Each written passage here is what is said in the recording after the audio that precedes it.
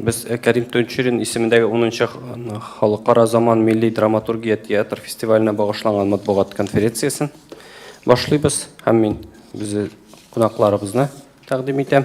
Натфуллин Дамир Данил улы, Татарстан Республикасы мәдәният министры урынбасары, Мусагыйтов Фәнис Наил улы, фестивальнең һәм Карим Төнчерин исемендәге Татар дәүләт драма һәм комедия театры директоры, Татарстанның атказанган мәдәният хезмәткәре, Имаметдинов Туфан Риф улы, Карим Төнчерин исемендәге Татар дәүләт драма һәм комедия театрының баш режиссеры, Игламов Нияз Рәүф улы, театр тәнкыйтьчесе, Алтын битлек Россия милли театр премиясенең экспертлар советы әгъзасы, Ефремова Анастасия Олеговна, театр белгече һәм тәнкыйтьчесе, Олег Ефремов һәм халыкара постефремовское пространство театр фестивальным президента, театровед и критик, президент фестиваля Олега Ефремова и международного театрального фестиваля постефремовское пространство.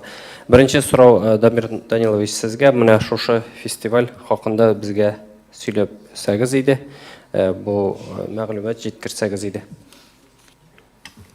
Добрый день, уважаемые участники пресс-конференции. Хайрлы көннәр, хөрмәтле пресс-конференцияда катнашучылар. Мәдәният министрлыгы тарафыннан сезне Карим Төнчерин исемендәге 10-нчы Халыкара заман милли драматургия театр фестиваленә багышланган матбугат конференциясендә сәламлыйм. Белгәнебезчә, безнең быел президентыбыз тарафыннан игълан ителгән Туган телләр һәм халык бердәмлеге елы. Дөрестән дә әйткәндә, без хәзер инде сентябрь аена килеп җиттек.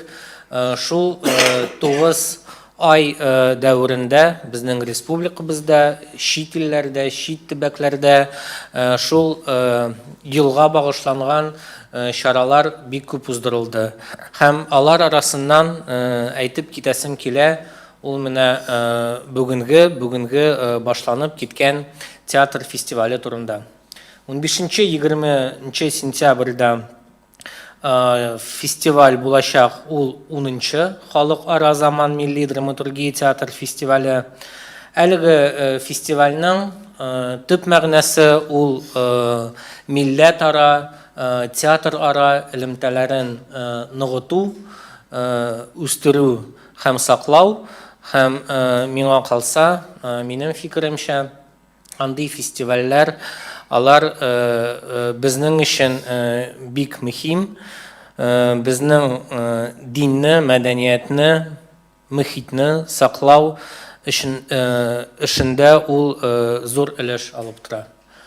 В этом году мы знаем, что президентом республики объявлен год родных языков и народного единства. В рамках этого года по состоянию на сегодняшний день проводится огромное количество мероприятий. Республиканские программы этого года во многом направлены именно на мероприятия по сохранению национальной идентичности как татарского народа, так и народов, проживающих в Республике Татарстан.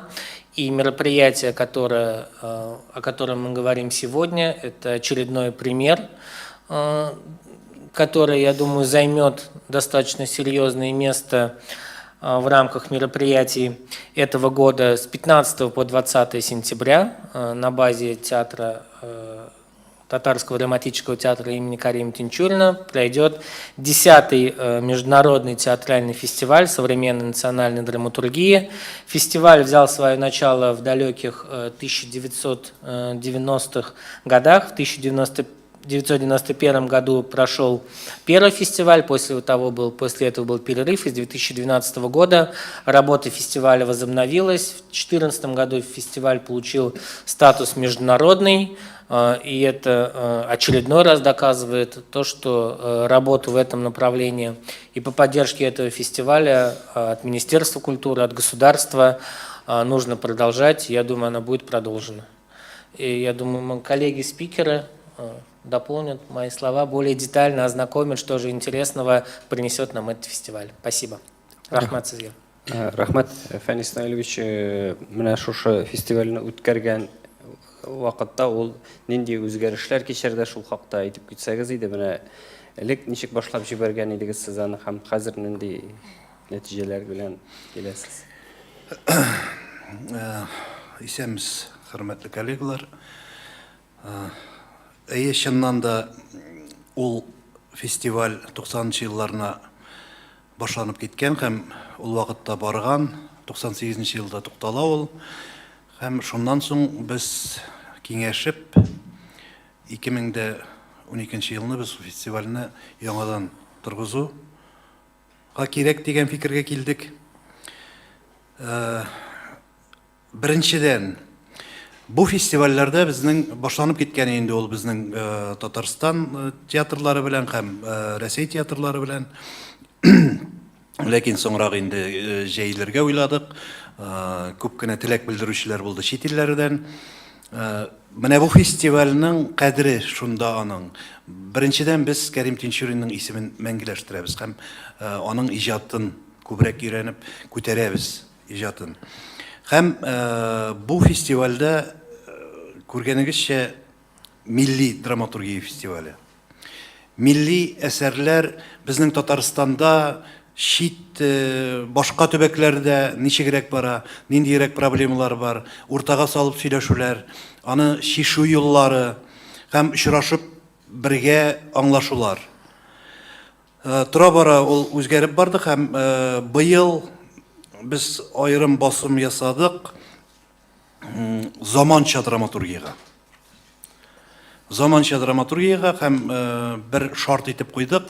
Бу фестивальгә катнашучылар ап киләләр шундый әсәрләр, шундый үзләренең спектакльләрен исән драматурглар буенча куелган. Һәм драматургларын да монда ап киләләр. Басым бу фестивальдә безнең күбрәк драматургияга багышлана. Монда безнең инде менә язучылар союзы белән дә, башка союзлар белән дә элемтәгә кереп, түгәрәк өстәлләр, лекциялар уздырачакбыз. Менә читтән килгән драматургларыбыз бар, критикларыбыз бар. Ул һәм һәрбер спектакльне безнең үткәннән соң теге фикер алышу булачак. Кайбер спектакльләрне генә бергә җыеп түгәрәк өстәл вакытында 20 көнне үткәрәчәкбез. Мин сорар идем менә журналистлардан шушы түгәрәк өстәлләргә һәм менә шушы драматурглар белән очрашуларга, критиклар белән очрашуларга йөрсеннәр иде. Үзегезгә сез дә бик зур багаж алып китәрсез дип. Чөнки анда менә хәзерге вакытта ничегрәк, нинди алымнар белән эшләргә, менә бу теге Мәскәүдәге, Петербургтагы, үзәктәге театрлар гына түгел, аларның карашлары икенчерәк. Менә регионнарда ничек яшәргә, милли драматургия ничек үстерергә, милли театрларга ничек эшләргә. Менә ул турыда да сөйләүләр булыр дип ышанып көтеп калабыз. Һәм Аллаһ бирсә, бу безнең бу фестивалебез бик уңышлы булыр дигән өметтә. Калганнарын инде безнең менә фестивальнең сәнгать җитәкчесе безнең Туфан Рифович һәм Нияз Игламов алар әйтеп узырлар, ничкәрерәк итеп, ниндирәк безнең яңалыклар тагы көтелә. Рәхмәт. Рәхмәт. Туфан Рифович, әйтеп китсәгез инде, менә сез бит инде яңа кеше, бу фестивальне беренче тапкыр уздырасыз, сез ни театрда яңа кеше дип әйтик инде. Театр менә бу фестивальне уздыруга сез дә үзегездән керттегезме, ниндидер үзенчәлекләр бәлки керткәнсездер. Микрофонга басыгыз. Хәйле көннәр, хәзерге вакытта инде спектакльнең программасы тупланган. Мин яңа кеше буларак инде бу программага теге үземнең фикерләрне әйттем инде, әмма инде фестиваль ул кичә генә программа төзелмәде, аның төзүләре инде күптән башланды. Мин бу заманча милли драматургия театр фестиваленнан бик канәгать. Ни өчен? Чөнки ул бик теге актуаль темалар күтәрә. һәм ул минемчә иң кирәкле фестивальләрдән санарга мөмкин. Чөнки безнең заманча милли драматургиядә күп проблемалар бар, без аларны шешәрбез дип уйлыйбыз. Кунаклардан инде безнең критиклар төрле яклардан киләләр инде, Мәскәүдән, Санкт-Петербургтан, һәм иртәгә инде безнең чит илдән килә Сардар Таһиров. Ул чит илдә яшәүче татар егете инде. Ул чит илдә белем алды, режиссерлыкка укыды һәм менә иртәгә килеп инде эшен башлый. Безнең театрда иншалла менә спектакль чыгара 10 декабрьдә. Ул бик кызыклы дип уйлыйм, чөнки ул үзенең спектакльләре белән инде Румыниядә, Венгриядә инде беренче урыннарны алып инде бик теге көчле, төпле режиссер дип санала. Ул безнең театрга да бик күп әйбер бирә дип уйлыйм. Рәхмәт. Нияз Рауфович, таныштырып китсәгез иде программа белән һәм шулай ук үзегезнең фикерегезне бу фестивальгә карата. И для наших русскоязычных коллег несколько слов тоже о фестивале. Скажите на русском, пожалуйста. Урысча сөйләргәме? Башта татарча әйтегез. Ну, беренчедән, мин икенче тапкыр Тинч Урын фестивалендә катнашам. Беренче минем тәҗрибәм тәнкыйтьчеләр коллегия әгъзасы булды. Хәзер мин күбрәк модератор буларак һәм программа белән бераз ярдәм иттем театрга, җыярга. Нәрсә әйтим, кулыгызда бар бөтен программалар, бөтен спектакльләр монда язылган. Нәрсә әйтәсем килә, монда бик күп татар театрлар. Ну, нишлисең, хәзерге заманда, хәзерге көндә безнең милли театр ул үсештә. Һәрбер театрның ниндер кызыклы, үзенчәлекле спектакльләр бар. Алар актив рәвештә фестивальләрдә катнашалар. Үзләре бик күп фестивальләр оештыралар. Буа, Әлмәт, Әтнә, Минзәлә театрлары. Алар хәзер бик зур үсеш алганнар һәм ничек инде аларны чакырмаска фестивальгә. Аннары тагын бер момент бар. Һәрбер елның бар үз ниндер теге айырма.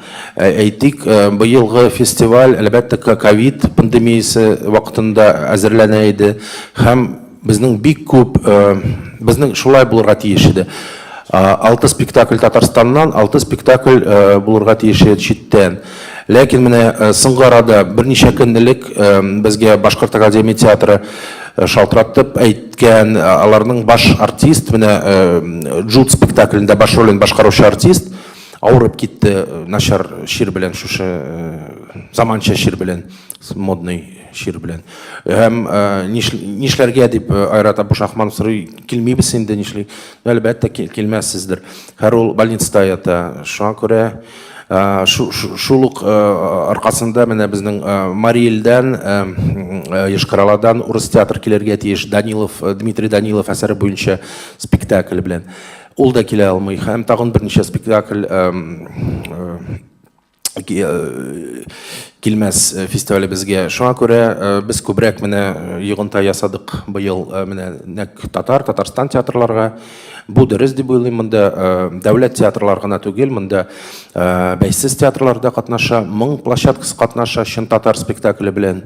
Һәм Курчак театры катнаша. Безнең мин бик шатмын, чөнки мин шәхсән үзем бик төрле жанрлы фестивальләрне яратам. Бик теге специализированныйларны яратып бетермим нишләптер. Миңа калса бердәмлектә бәрәкәт, бердәмлектә һәм төрлелектә ниндер көч бар һәм миңа күбрәк андый фестивальләр ошый. Һәм тагын нәрсә әйтим, монда бик кызык менә фолк спектакле, мәсәлән, Мариэльдән килә, Шкитан театры, милли театрларның. Алар 7 телдә уйныйлар спектакльне. үлә торган телләрдә уйныйлар спектакльләрне. Бу куелышы Степан Пектеевныкы. Степан Пектеев ул Анатолий Правдинның шәкерте, Питерда укыды. Һәм хәзерге вакытта яшь Россиянең яшь режиссурасында ниндидер үз аеруча ниндидер үз урын ала торган заманча режиссер. Әлбәттә, ул яртылаш мари, яртылаш урыс, һәм аның бик борчый тора менә шушы катнашниклар, телләрнең һәм милләтләрнең үсеше һәм үлеме, шул темаларга күбрәк куя. Ул берничә спектакльләр куйды. Шул ук арада Буада бер эскиз куйды, Свияжскида бер эскиз куйды, артподготовка, Свияжская артель лаборатория кысаларында. Шуңа күрә, аннары «Говорит Москва» дигән спектакль Нижний Новгородтан. Ул спектакль миңа калса мастер-класс, спектакль мастер-класс булырга мөмкин. Чөнки баш рольнан да, анда бул моноспектакль. Һәм рольне башкарган актриса Наталья Кузнецова. Россиядә иң әйдәп баручы артистлардан берсе, кызганычка каршы ул эшләгән театр бик үк теге, бик ничек әйтим инде, бик такой продвинутый театр түгел, кызганычка каршы Нижгарның академия театры. Былай, килеп карасагыз аңларсыз мин нәрсә турында әйткәнемне. Һәм менә тагын нәрсәне инде аерым Нагыйма мәсәләндә бик кызык спектакль булып чыкты Нижнекамск театрында. Һәм ул әлбәттә Нагыйма, сез шамалыйсыздыр, ул Чингис Айтматовның әнисенә багышланган, аның язмышына багышланган. Чөнки ул белүгезчә татар. Һәм Чингис Айтматовның менә автор буларак, язучы буларак үсештә ул аның роли бик зур. Һәм калган спектакльләр, Казан спектакльләре, сез аларны күргәнсездер. Ләкин килгән кунакларыбыз, коллеги, танкетчылар коллеги, әгъзалары, алар карамаган ул спектакльләрне һәм безгә бик кызык нинди бәя бирерләр икән алар менә безнең Казан спектакльләргә. Вот, что я хочу сказать. Да, для того, чтобы еще, было понятно, хотя он называется «Современная национальная драматургия», да, здесь довольно много спектаклей не по современной драматургии, а современных авторов.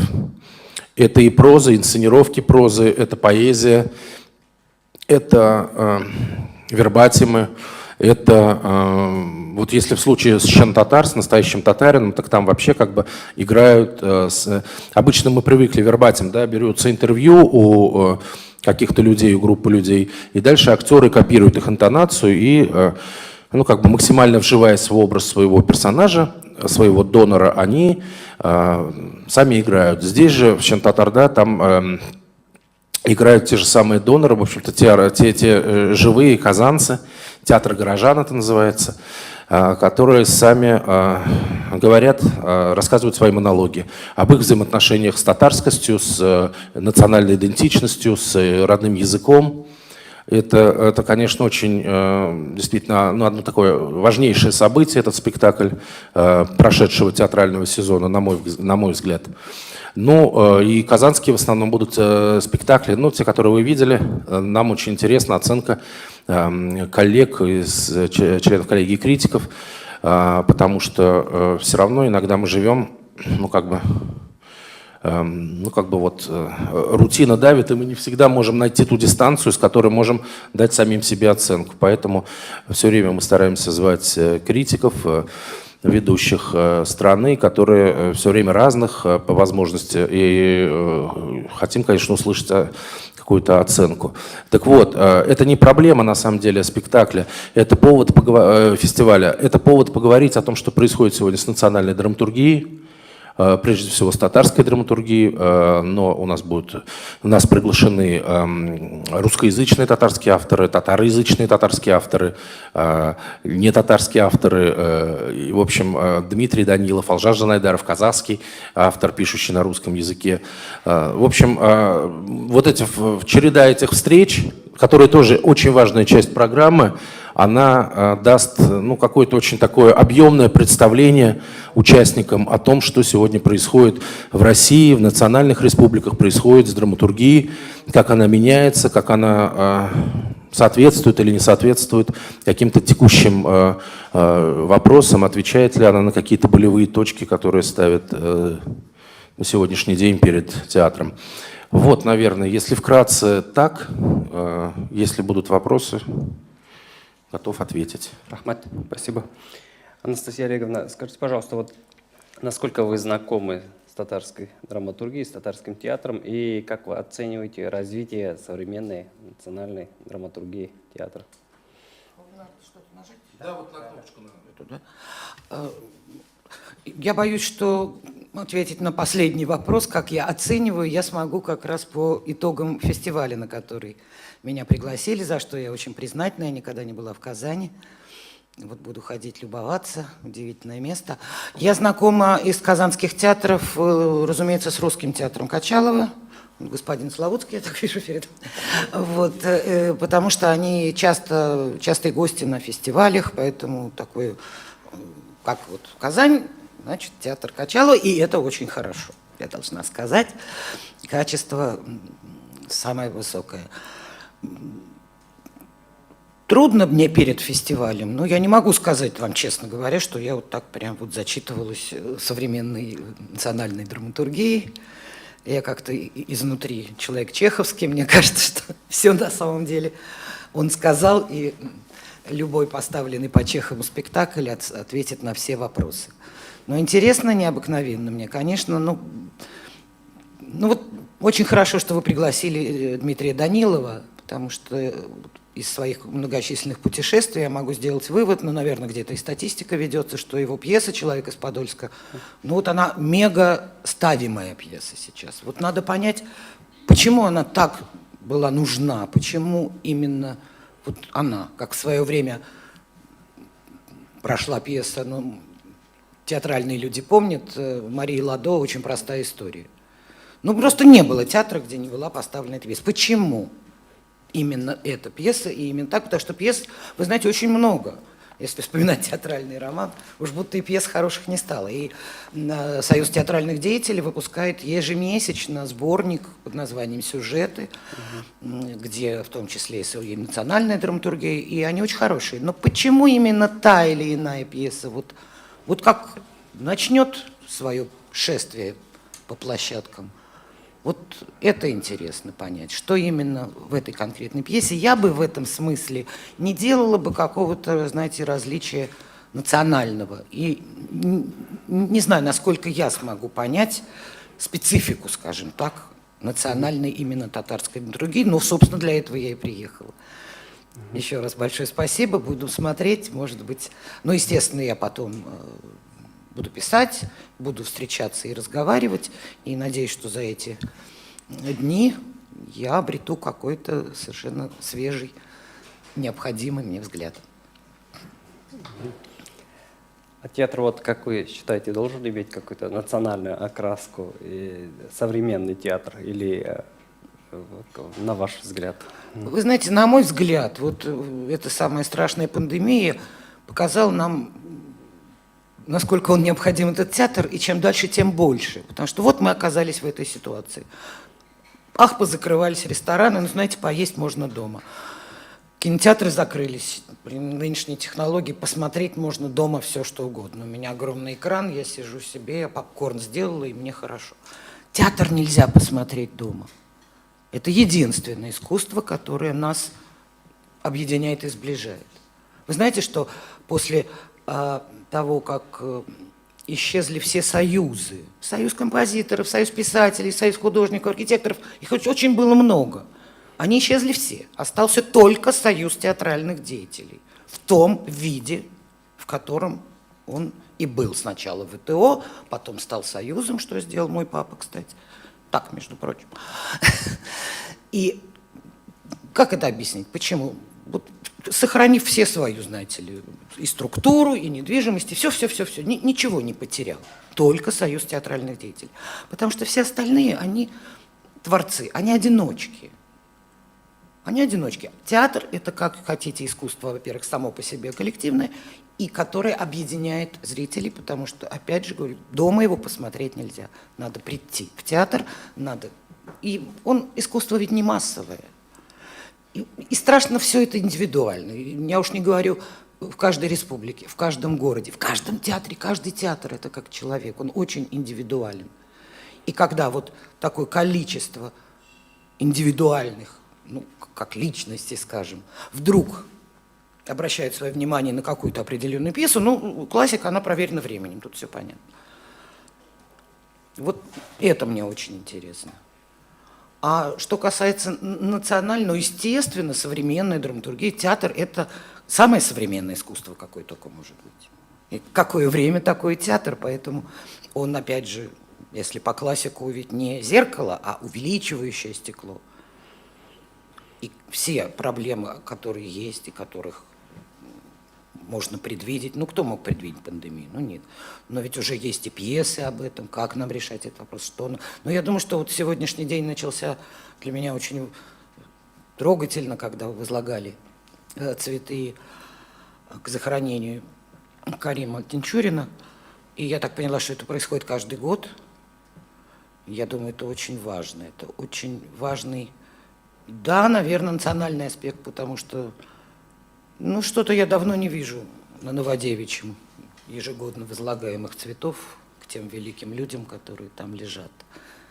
И если вы обладаете такой благодарной и прекрасной памятью, то я думаю, что открытой и к современному, и ко всему. Ну, в общем, это надежная почва, на которой, мне кажется, должна вырастать очень правильная драматургия. Так мне пока можно. Казалось. Спасибо. Переходим к вопросам. Сроулар.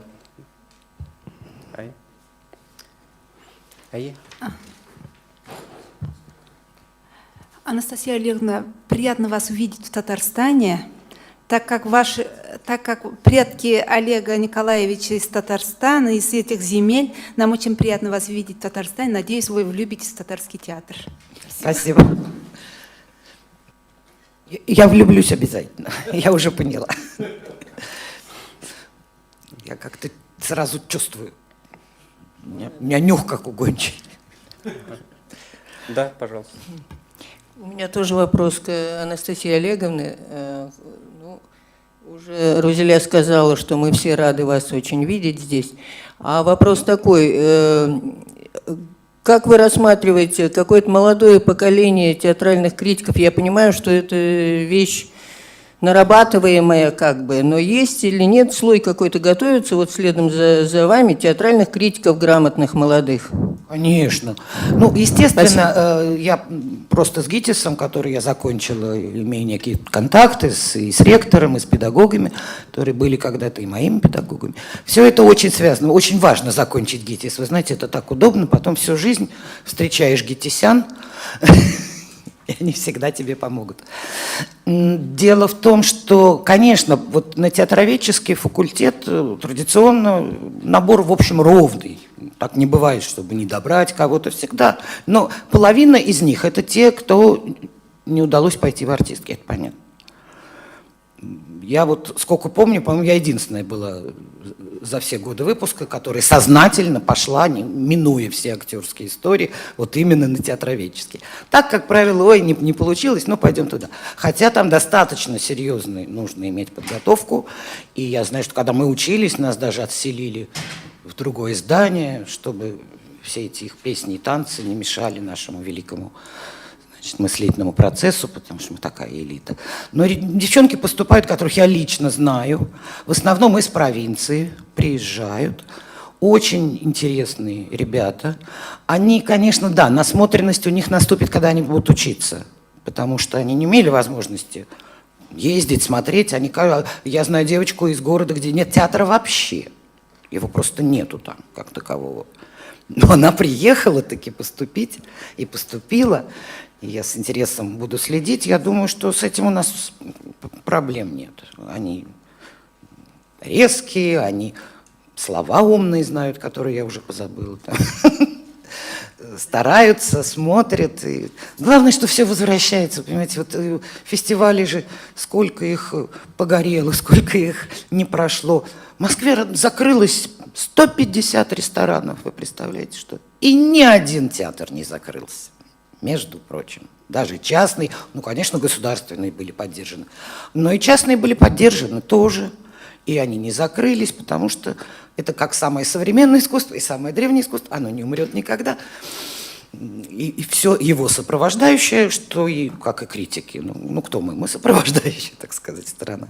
В общем, наукой театроведения не назовешь, извини, если ты думаешь по-другому. Вот. Так что у меня все равно всегда достаточно позитивная такая позиция, что все живет, все происходит, все будет хорошо. Спасибо. Ниязов Рауфович кама, или Фянис Наилевич кама.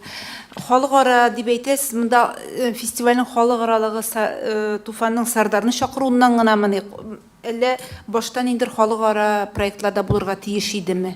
Бу пандемия аркасында гына шулай килеп чыктымы? Башка халыкаралыкны күрмим. Шыннан да пандемия аркасында гына шулай килеп чыкты. Теләк бар иде, күп кенә менә якын теге чит илләрне әйтик, килергә теләүчеләр бар иде. Анда сөйләшүләр булды безнең Иран белән дә, сөйләшүләр булды Чехия белән дә, сөйләшүләр булды Финляндия белән дә. Ләкин пандемия аркасында шуннан да монда әле якын тирә республикалардан берничә көн калагын әйтәләр, килә алмыйбыз дип. Әгәр дә инде чит илдән дә булса, андый үзелүләр булса, үзебезгә үк уңайсызлыклар булыр иде. Без менә уйладык та шулай эшләргә булдык, быел чит илдән чакырмаска. Менә кунак булып безнең Сәрдәр кайта. Кунак булып.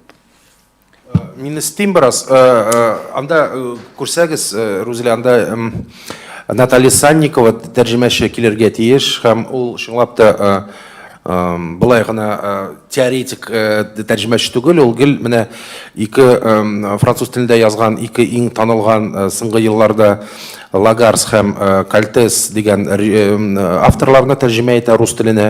Һәм бераз монда шундый элемент булачак, аннары чынлап та менә килгән Венгрия режиссерлары һәм без мөмкинлектән чыгып все-таки ул элементны сакларга булдык. Ләкин чынлап та менә аңлап карагыз. Россия чит илдәге театрларны кертә. Ә менә чит илләр Россиядән кайтканда 14 көннән башлап 40 көнгә аларны карантинда тоталар. Алар күбесе менә чит илдәге театрлар бит ничек анда дәүләт театрлар аз, күбрәк менә җыелалар проект өчен, күбрәк аерым спектакль өчен җыелалар, артистлар төрле җирдә эшлиләр. Алар бик күп гонорар сорый аның өчен, менә шу карантин көннәре өчен.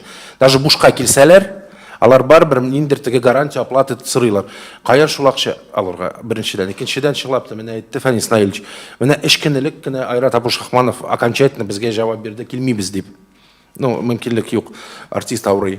Әгәр без ниндер теге таможня белән сөйләшә башласак, ниләрне, ничекәле визаларны иштыра баш, аңа күпме чыгым нитсәк, ул килә алмый, мәсәлән, ул коллектив. Әйдәгез инде көтеп торыйк, без шушы халыкара программаны Алла бирсә киләсе елларда дәвам итәрбез. Бераз сабыр булыйк. Ну, нишлисең, нинди шартларды? Ярый әле фестиваль була. Ярый әле фестиваль оештырыла. Ярый әле бер нәрсәдә отменяться итмәде. Бик күп хәзер, бик күп фестивальләр Россиядә менә 2 көн калган читеге отменяться ителә. Мин менә мәсәлән, миңа уже билетлар алды теге театр, килегез дип теге Владивостокка, хоп, фестиваль бер атна калган, нидә әйтәләр, юк, фестиваль булмый дип, гафу итегез. Так что біз рәхмәтле булырга тиешбез язмышка, безгә, министрлыкка һәм башкаларга. Сакланганны саклармын деген ансы да бар. Рахмет. Ай. Дұрыс сөйтіп формулаштыра алсам, сахна журналы, Габдуллин Алсу. Мәне 3-ші күн болды Мұсылман кинофестивалі пресс-конференциясы, шунда Миләүшә Ләбибовнаға сұрау бергәннәр иде. Ни өчен кинолар бір вакытка өст-өстенә куела дип инде. Параллель рәвештә берничә площадкада бара. Миләүшә Ләбибовна әйтте, без фестивальне журналистлар өчен эшләмибез, фестиваль катнашучылары өчен эшлибез. Аларга күбесенчә басым ясала дип инде. Менә шундый сорау. Программаны шулай ук карадым. Бирдә шулай ук өст-өстенә параллель барган площадкаларда спектакльләр күренә. Сезгә сорау, бәлки Фәнис Наилевич, бәлки Нияз Рауфович, фестиваль кем өчен ясала? Тамашачылармы? Күбесенчә фестивальнең кунакларымы? Алар билгеле инде тәҗрибә уртаклашырга тиеш бит. Кунаклар тулы рәвештә бер-берсенең спектакльләрен карап, мастер-классларда катнашып өлгерәме менә шундый тыгыз программа кысаларында? Ул бөтен җирдә шулай. Дөрес аңлагыз, фестиваль ул барчабыз өчен, оештыручылар өчен, үзенең компетенцияларны үстерер өчен, тамашачылар өчен, әлбәттә, тамашачысыз театр була алмый. Әлбәттә, килгән кунаклар өчен, чөнки алар безнең андый бурыч бар. Безнең татар театрны, безнең татар драматургияны бөтен дөньяга таныштырырга үзебезнең сәнгать белән. Димәк, без чакырырга тиешбез кунакларны. Әлбәттә, алар өчен, килгән коллективлар өчен, әлбәттә, алар өчен дә бу тәҗрибә, алар өчен дә бу мәртәбә, алар чынлап та ниндер бүтән фестивальләрдә катнашса да, барыбер алар өчен Тинчурин фестивале бик мөһим чара. Әлбәттә, алар дулкынланалар, әлбәттә, аларның һәрбер спектакльнең яңа тамашачы бит. Ничек Казан тамашачы кабул итәчәк аларны, алар өчен. То есть, бөтен эше сезнең өчен, журналистлар өчен, сезгә кызык булыр өчен. Сезнең өчен күбрәк дөнья тәгәри бит, сезнең өчен, журналистлар өчен, сез бит хәзер масса күләм чаралар, сез хәзер хөкем сөрәсез, сез бит хәзер информацион революциядан сез хәзер нинди зур биеклеккә, югарлыкка менгәнсез. Шуңа күрә сезнең өчен дә инде параллельдә барган спектакльләр турында һәм чаралар, башка чаралар турында, ну нишлисең. Ул бөтен җирдә шулай. Минемчә бик кызыксыз, бик күңелсез фестивальләр генә бер спектакльне кемгә күрсәтәләр. Менә хәзер мин күптән түгел кайттым андый фестивальдән, ардым. Ял итәргә ардым. Мин уже андый темпта яши алмыйм. Көнгә бер спектакль, бер обсуждение. Ну нәрсә инде бу? Эшме бу? Ял санаторий бит. Юк, безнең башкача, без менә шушы 6 көн кысаларына без бик күп чаралар өлгерттек һәм әлбәттә параллель рәвештә баралар, барсалар да, ну нишлисең. Кем нәрсә сайлый? Ул да бит без бит бирәбез, сайлау мөмкинлеге бирәбез. Безнең бит башка сайлаулар кебек түгел. Һәм аннан алдан белеп булмый. Монда карап, менә программаны карасагыз, бер үк вакытта башланган спектакльләр юк. Әйе. Менә шуңа күрә сайлау мөмкинлеге бирелә. Шуңа күрә, юк, без аны чыннан да карадык, мероприятиялар күп. Һәм һәрберсен аны бит иртә белә башлап булмый. Кайберләре көнгә 3 спектакль булган көннәр дә бар монда. Һәрберсе аның кичке якка. Чөнки тамашачы эштән соң килергә тиеш. Аларга да дип җайладык. Һәм күбрәк күрә алсыннар дип. Менә тагы бер тапкыр карап чыгам, бер үк вакытта башланган спектакль юк, барыбер. Ниндидер ара калдырылган. Кайберләре әле мәсәлән 16 сәгатьтә башлана Әлфия бит. Менә 18 сәгать 30 минутта өлгерә алалар. Килеп өлгерә алалар. Курчак театрыннан Кәрим Тинчурин театрына. Ничек тә булса җайларга тырыштык, ләкин ниндидер уңайсызлыклар бар икән, инде аны гафу итәрсез. Чөнки вакытны аны 24 сәгатьтән бүтәнчә сузып булмый. Һәм спектакль карый торган вакытлар алар инде төштән соң күбрәк. Кем үшін дегенде кем үшін дегенге шуны айтасы килә. Журналистларны бик нык хөрмәт итәләр. Безнең театр коллективы да һәм башка театрларда, чөнки халык белән, тамашачы белән ике арадагы җепләрне журналистлар сузып тора. Журналистлар безнең тамашачы белән театр арасындагы җепләрне сузып торучы, басма салучы кешеләр алар. Алар тамашачы гына түгел, бөтен менә спектакльләргә килмәгән кешеләргә дә нинди хәбәрләр бар, нинди спектакльләр узды, нинди чаралар уза, бөтенсен җиткезеп баручылар. Шуңа күрә мин әйтергә әле сез беренче урында торасыз. Рахмат. Сұрау Ниязға. Менә бу тематик очрашулар өчен спикерлар һәм темалар нинди критерийлардан чыгып сайланды? Ник менә шушы спикерлар һәм ни өчен шушы темалар? Хәзер аңлашылмый сезгә инде, ләкин әгәр Сұрауым бетмәде. ярый. Әйтик менә милли драматургия темасы икән.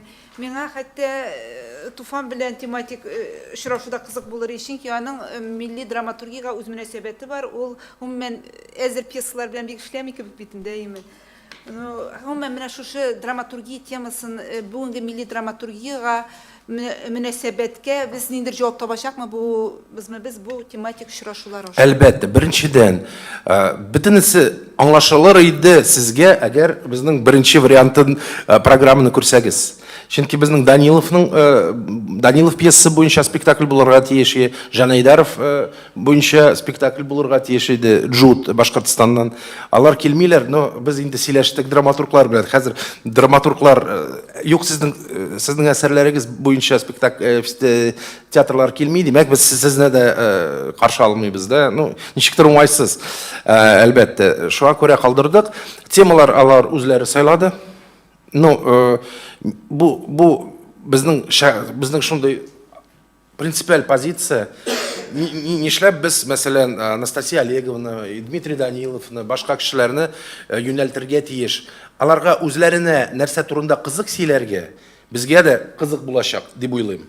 Әлбәттә, әгәр ниндер теге кысалардан чыга торган тема булса, без әлбәттә сөйләшер идек алар белән. Но монда минемчә бөтен темалар беренчедән аерылып торалар. Ниндер теге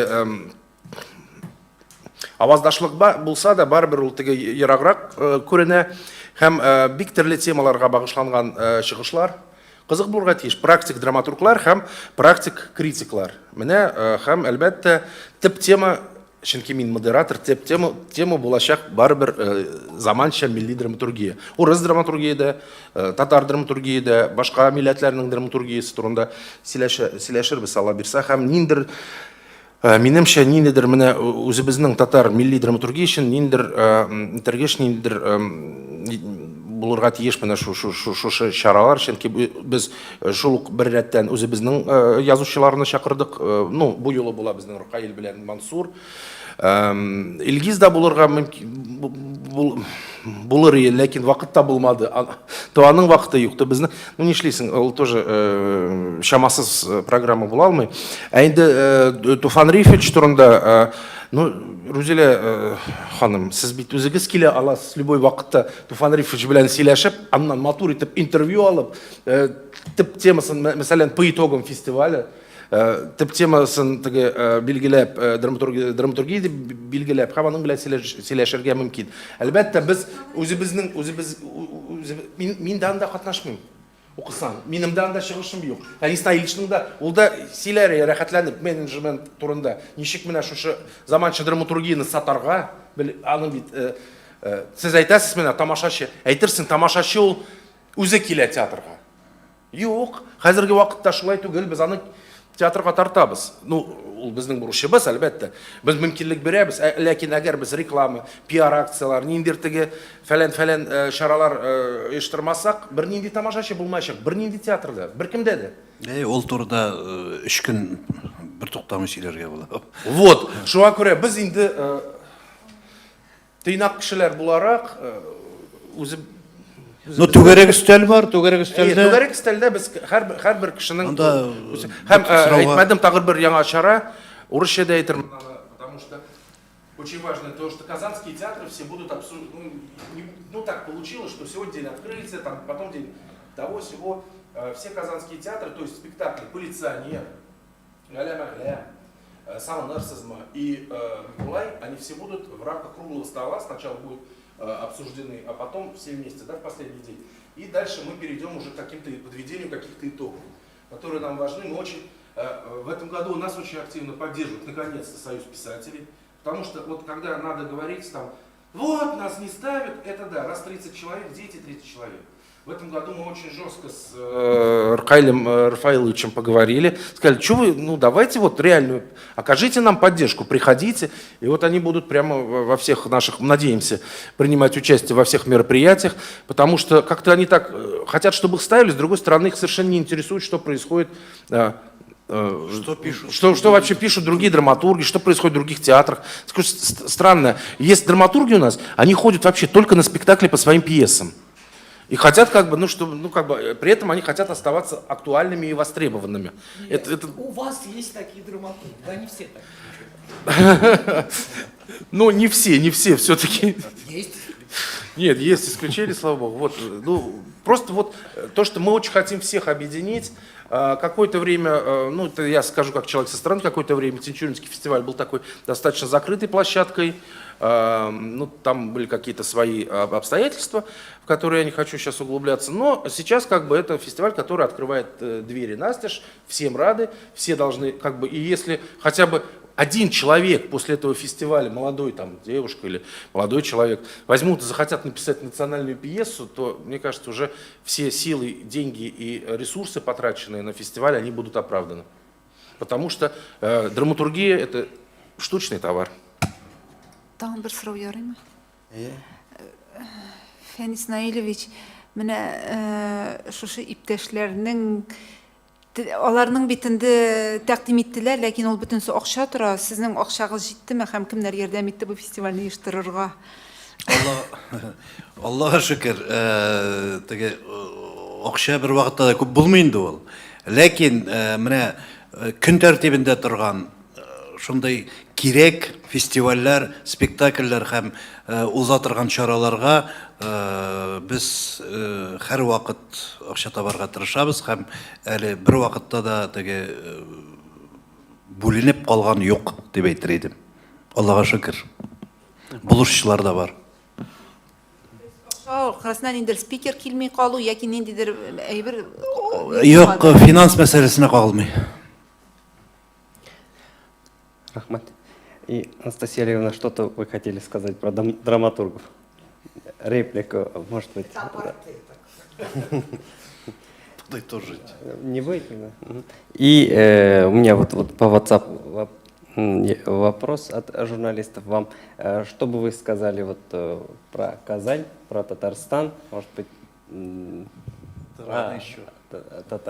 Ну, я же вчера только прилетела поздно вечером. Ваши ощущения, может Я уже сказала, вот самые мои тронувшие меня необыкновенные ощущения, это вот возложение цветов, это такая благодарная память, что прекрасная гостиница.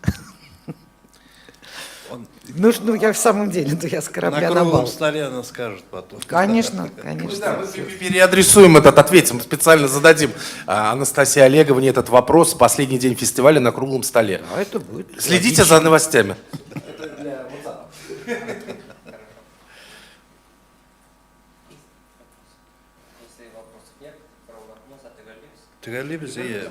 Барыгызга рәхмәт, коллегалар. Монда утырган коллегаларга да, безне караган, экраннан караган коллегаларга барысына да рәхмәт. Рахмәт.